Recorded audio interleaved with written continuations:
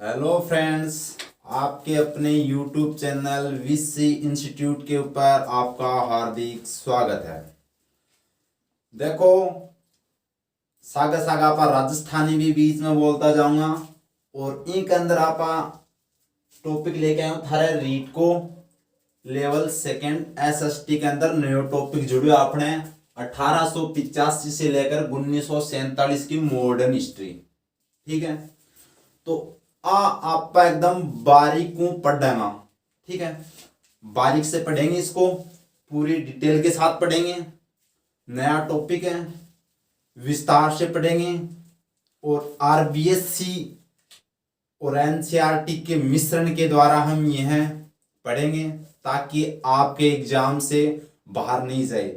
क्योंकि इस बार सरकार ने बेकायदा नोटिफिकेशन के अंदर दे रखा है कि आरबीएससी प्लस एनसीईआरटी, और आरबीएससी को भी मान्यता अच्छी तरह से इस बार दी है, तो हम उसी के आधार पर है वो लेकर आएंगे। और जो मोस्ट इंपॉर्टेंट तथ्य भी फैक्ट भी है वो बनते हैं, वो भी हम इस वीडियो के अंदर देखेंगे। तो देखो, ये जो टॉपिक आपके 1885 से 1947 का जो मॉडर्न हिस्ट्री का टॉपिक जुड़ा है उसमें देखेंगे। तो 1885 में आपको पता है कहां से शुरुआत करता हूं मैं, कांग्रेस से शुरुआत करेंगे हम, क्योंकि कांग्रेस की शुरुआत होती है 1885 में। अब ये क्यों होती है, कौन इसकी स्थापना करते हैं, वो हम पूरी डिटेल के साथ देखेंगे। इस कांग्रेस की स्थापना करने का कारण क्या था, कांग्रेस अर्थ का मतलब क्या होता है, ये हम देखेंगे इसी वीडियो के अंदर। तो आपको बता देता हूं, इससे पहले का जो हमारा बेसिक नॉलेज है वो भी हम इसमें देख लेते हैं। तो बेसिक नॉलेज क्या है, जैसे 1857 की क्रांति हुई थी, आपको पता है, तो उसमें देखो भारतीयों ने बहुत अच्छा संघर्ष किया था, लेकिन उसको फिर भी अंग्रेजों ने 1857 की क्रांति को दबा दिया था। अब 1857 की क्रांति को दबा तो लिया था, लेकिन भारतीयों ने उसमें क्या सीखा, एकता। और यहां पर एकता के साथ उन्होंने आंदोलन शुरू किया और अपने देश को आजाद कराने के लिए धीरे धीरे मीटिंग वगैरह संगठन बनाने लगे, जिससे क्या हुआ, अंग्रेजों में घबराहट पैदा हो गई। क्या हो गई, घबराहट वो पैदा हो गई थी। और इसमें फिर क्या हुआ, भारतीयों की है वो उत्तरदायी सरकार की मांग है वो बढ़ने लगी थी भारतीयों की। अब इसमें अंग्रेज है वो घबरा गए थे, और अंग्रेज घबराने के कारण क्या हुआ कि यहां पर एक अधिकारी था अंग्रेजों का, कौन, क्या नाम था उसका, एलन ऑक्टेवियन ह्यूम। ये वैसे आपको बता देता हूं, ये एक सिविल, जो इंडियन सिविल सर्विसेज यानी कि भारतीय सिविल सेवानिवृत्त एक अधिकारी था, और स्कॉटलैंड का निवासी था। कहां का निवासी था, स्कॉटलैंड का निवासी था। अब ये स्कॉटलैंड उपनिवेश यानी क्या होते हैं, जैसे भारत ब्रिटेन का गुलाम था ना, वैसे ही स्कॉटलैंड किसका गुलाम था, भारत का गुलाम था। तो इसी तरह से इसने फिर क्या किया, यहां पर जो 1885 के अंदर भारत का वायसराय कौन था, बताओ भाई, वायसराय था डफरिन। कौन था, लॉर्ड डफरिन, लॉर्ड डफरिन। अगर मैं आपको क्वेश्चन पूछूं कि ये क्या था, वायसराय था, क्या था, वायसराय था। अगर पूछ लिया जाए कि भारत का प्रथम वायसराय कौन है, तो उसका क्या जवाब होगा, क्योंकि जैसे 1857 की क्रांति को दबा तो लिया था, लेकिन यहां पर पहले जो कंपनी होती थी वो क्या थे, गवर्नर जनरल होया करते थे कंपनी के अंदर। लेकिन यहां पर क्या हुआ कि जैसे 1857 की क्रांति समाप्त होने के बाद पूरी की पूरी जो यहां पर पावर है भारतीयों, जो ब्रिटेन, जो ईस्ट इंडिया कंपनी थी, उसको समाप्त कर दिया गया, और ब्रिटेन के हाथों में भारत का जो है वो पूरा अधिकार है वो किसमें चला गया था, क्राउन्स यानी प्रिंस के पास चला गया था, ब्रिटेन के राजा के पास चला गया था। और उसी से एक अधिनियम लेकर आए थे 1858 का, अधिनियम, जिसमें गवर्नर जनरल को हटाकर वायसराय का पद लेकर आए थे। और भारत का प्रथम वायसराय कौन था, ये आप है वो कमेंट कर कर जरूर बताइए और जल्दी बताइए, जिससे है वो आपका कॉन्फिडेंस बढ़ सके और आपका जो रीट का जो एग्जाम है उसके अंदर एक अच्छे उत्साह के साथ है वो क्वालिफाई हो सके। तो अब देखते हैं हम यहां पर प्रथम मैं बता देता हूं लॉर्ड कैनिंग। अगर वायसराय प्रथम पूछे आपको तो प्रथम बता देना कौन सा है, लॉर्ड कैनिंग। लॉर्ड कैनिंग था, कैनिंग।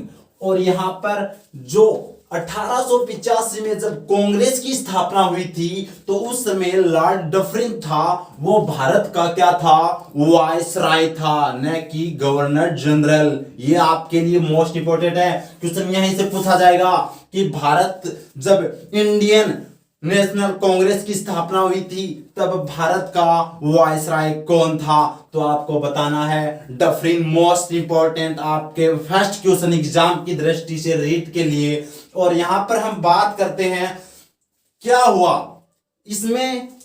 यहां पर यह हुआ कि जैसे ही 1875, देखो एक 1864 के अंदर एक जो क्या था अखबार था और उसके जो संपादक थे हिंदू पेट्रियट अखबार था, उसके संपादक क्रिस्टोपाल थे, जिसने सबसे पहले भारत के लिए उत्तरदायी सरकार की मांग की थी। और यहां से एक आंदोलन की उत्पत्ति हुई थी। यह आंदोलन ज्यादा तो नहीं बढ़ सका, लेकिन फिर धीरे धीरे 1875 के अंदर एक लिंग की स्थापना होती है, लिंग। और ये कौन सी थी, आप है वो कमेंट कर है वो हमें जरूर बताइए आपके लिए। और उसके अंदर क्या हुआ, जो इसमें मौका मिला और सुरेंद्र नाथ बनर्जी ने यहां पर इसकी क्या की, अध्यक्षता की थी। और कब की थी, उसके अगले साल 1876 के अंदर। और कोलकाता के अल्बर्ट हॉल में यहां पर क्या हुई थी, मीटिंग हुई थी, जिसमें 800 से अधिक है वो यहां में हमारे जो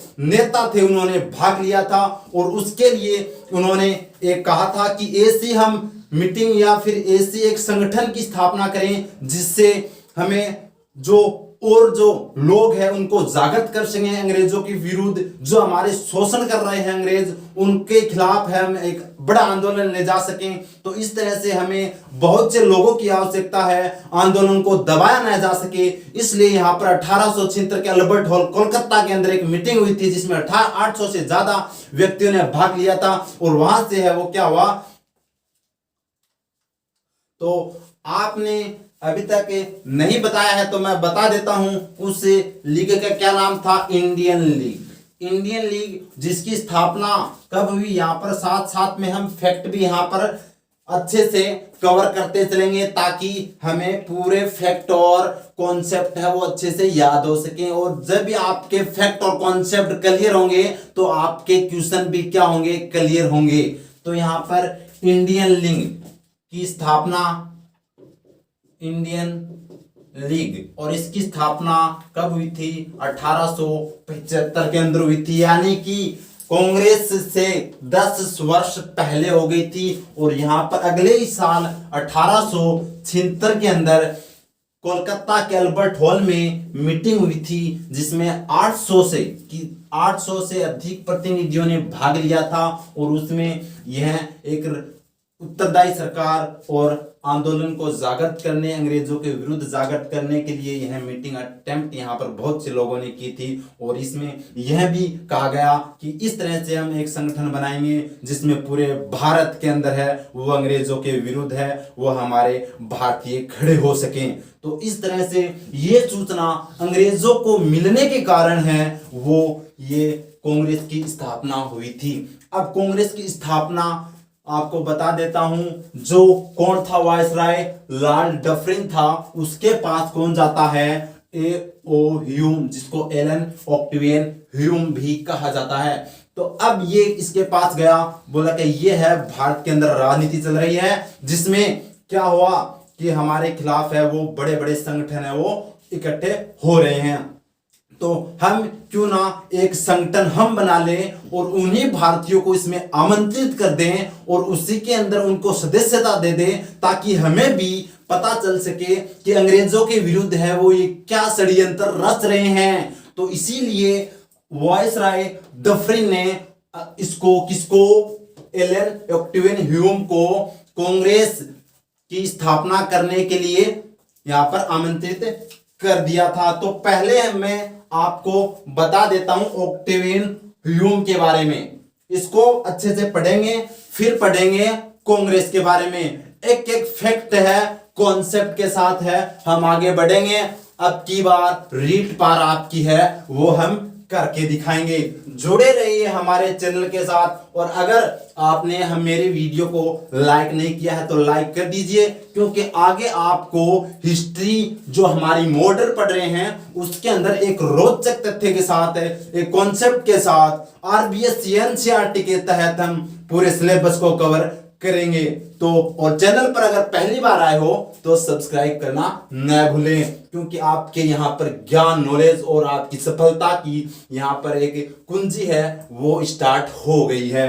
तो अब देखते हैं किसके बारे में, ए.ओ. ह्यूम के बारे में। तो ये कहां का निवासी था, स्कॉटलैंड का निवासी था, जो अंग्रेजों का है, जैसे भारत गुलाम था अंग्रेजों का, वैसे स्कॉटलैंड था, तो हम उपनिवेश बोल सकते हैं। और यह एक रिटायर्ड आईसीएस अधिकारी था, जिसकी फुल फॉर्म क्या होती है, इंडियन सिविल सर्विसेज। क्या होती है, इंडियन सिविल सर्विसेज। सेवानिवृत्त अधिकारी था, रिटायर्ड। और इसको यहां पर अब बता देता हूं ये किसका सदस्य था, थियोसोफिकल सोसाइटी का सदस्य भी था। तो क्वेश्चन आ सकता है कि कांग्रेस का जो जनक है इसको क्या कहा जाता है, फादर, पिता, और जनक किसको कहा जाता है, ए.ओ. ह्यूम को कहा जाता है। उसके बारे में भी हम देखेंगे। यह महासचिव रहा था किसका, कांग्रेस का, कब से कब तक, 1885 से लेकर 1906 तक है वो क्या रहा था, महासचिव। अब अगर देख लो कोई पार्टी की स्थापना करता है तो जिसने ये जनक है, जन्मदाता है, पिता है, तो यही क्या बनेगा, महासचिव बनेगा। तो इसको महासचिव बना दिया। कितने वर्षों तक महासचिव रहा, ये 11 वर्षों तक है वो कांग्रेस का महासचिव रहा। और ये कहां पर बस गया था, शिमला में बस गया था। शिमला में बसने के कारण, यानी कि यह शिमला में अपना घर है वो बना लिया था, इसीलिए इसको क्या कहा जाता है, हर्मिट ऑफ शिमला, ये इसके उपनाम है। देखो, अरे राजस्थानी भाषा में तो है ना उपनाम बोला का हुआ है, जहाँ गामा थानबे रही है, कोई का उपनाम हुआ C4 जाना, कोई ने G4 बोले, तो इस हिसाब से इनका भी केंद्र हा उपनाम हा, ठीक है। तो हर्मिट ऑफ शिमला कहा जाता है। फादर ऑफ इंडियन ऑर्निथोलॉजी, यानी कि भारतीय पक्षी विज्ञान का जनक भी किसे कहा जाता है, ए.ओ. ह्यूम को कहा जाता है। इसकी बुक्स थी, बुक्स हम देखते हैं, star of the east, east का स्टार, और an old man of man's hope, an old man's hope, यानी कि बूढ़े व्यक्ति की आशा, होप यानी क्या आती है, आशा होती है। और एक थी राइजिंग टाइड ऑफ प्रोग्रेस, ये इसकी पुस्तक थी। तो ये हमने क्या देखा, ए.ओ. ह्यूम के बारे में देखा।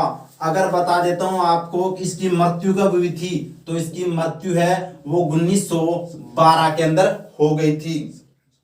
तो ये 1912 के अंदर हो गई थी, और इसके 1912 में इसकी मृत्यु होने के बाद तुरंत ही 1 वर्ष बाद 1913 में इसकी जीवनी लिख दी गई थी।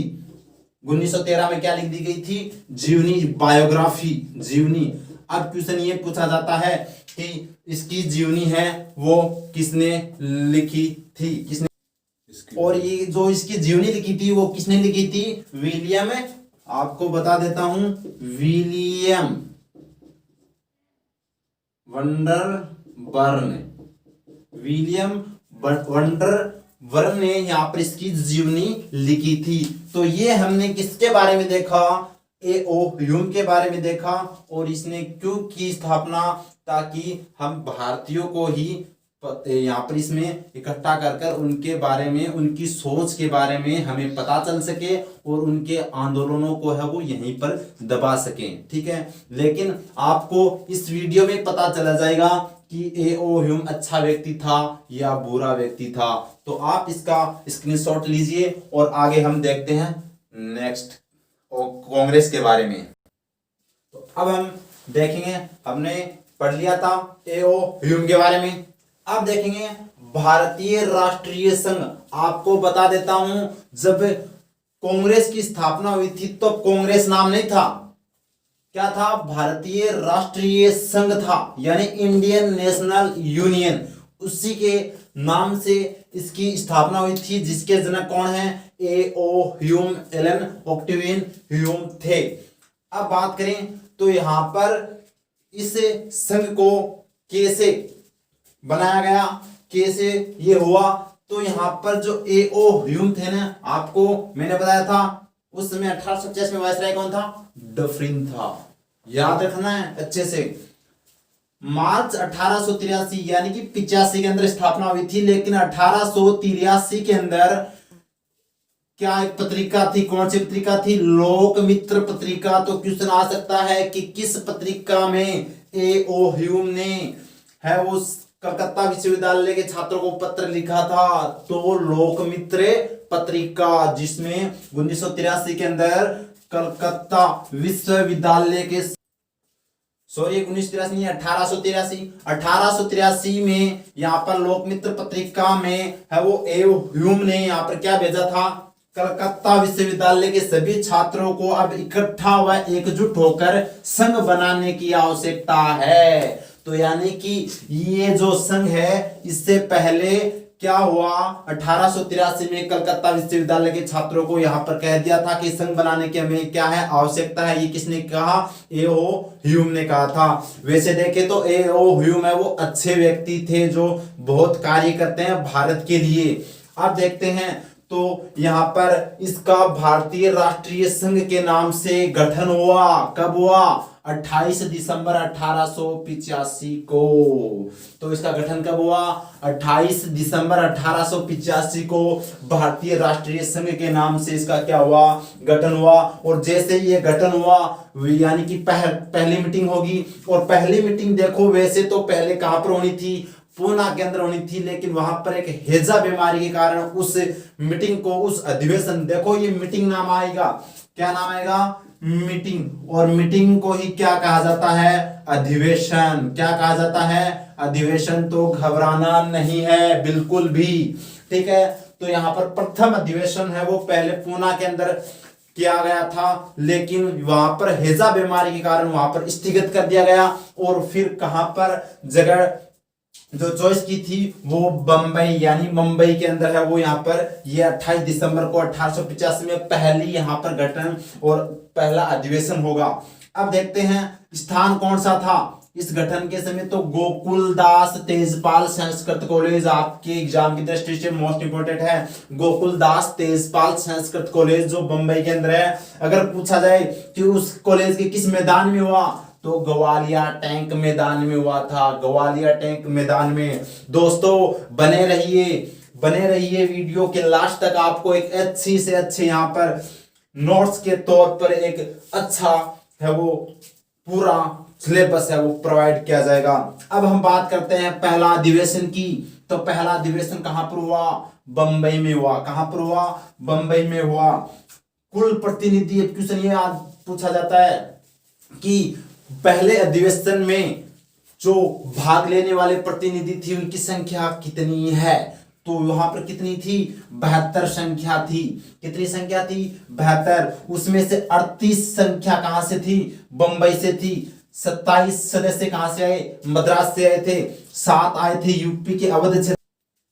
यहाँ पर सॉरी, ये जो मद्रास है उसमें 21 सदस्य है वो इसमें भाग लेते हैं। और 21 सदस्य भाग लेते हैं। 7 सदस्य यूपी से लेते हैं, 3 पंजाब से, और 3 कहां से लेते हैं? बंगाल से लेते हैं।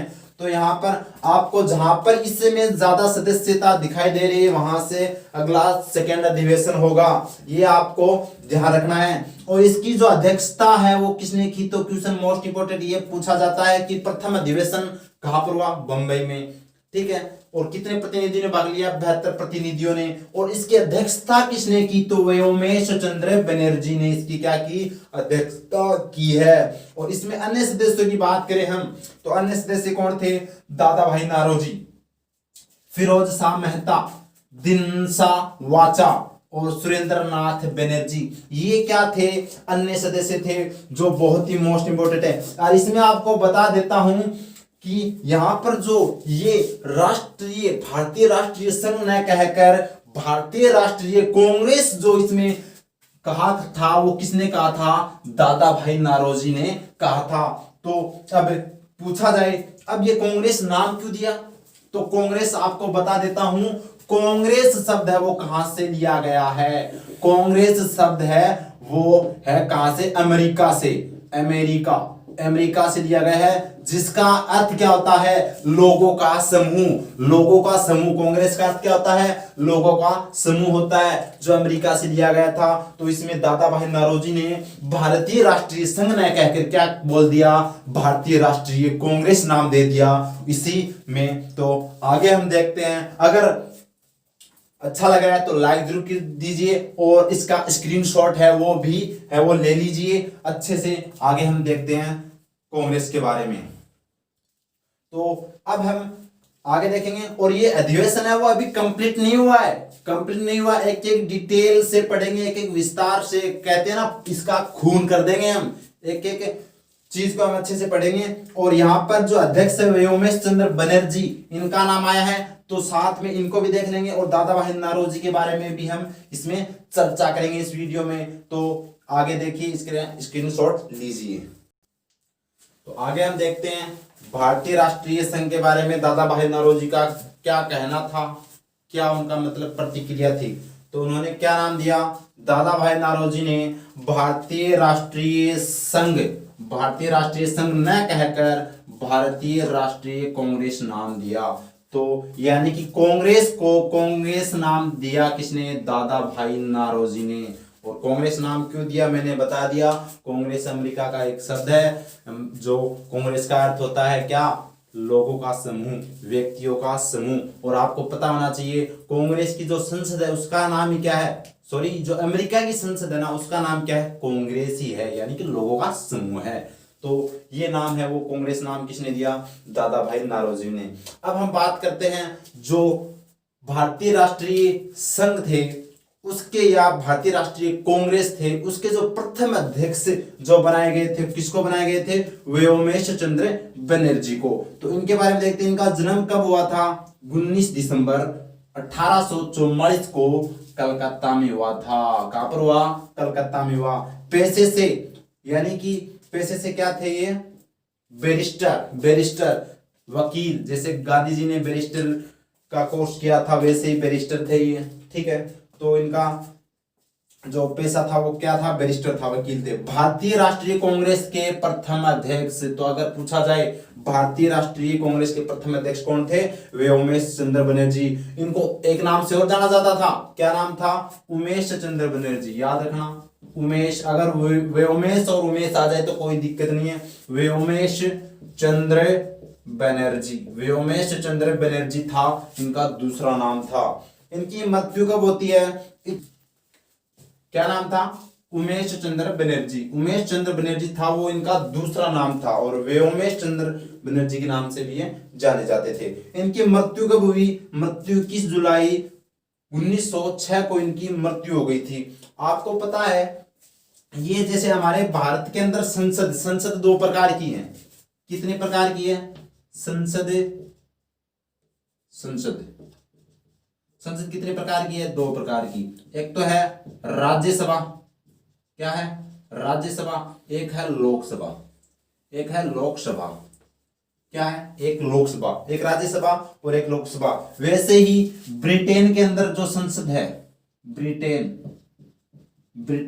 ब्रिटेन की जो संसद, ब्रिटेनी संसद, उसके भी 2 प्रकार हैं। कितने प्रकार हैं? 2 प्रकार। क्या है? हाउस ऑफ लॉर्ड्स और House of Commons. House of Lords, House of Commons. तो हाउस ऑफ कॉमन्स में पहली बार चुनाव लड़ने वाले व्यक्ति भी कौन है? व्योमेश चंद्र बनर्जी है। कौन है? व्योमेश चंद्र। हाउस ऑफ कॉमन्स में प्रथम बार चुनाव लड़ने वाले प्रथम भारतीय कौन है?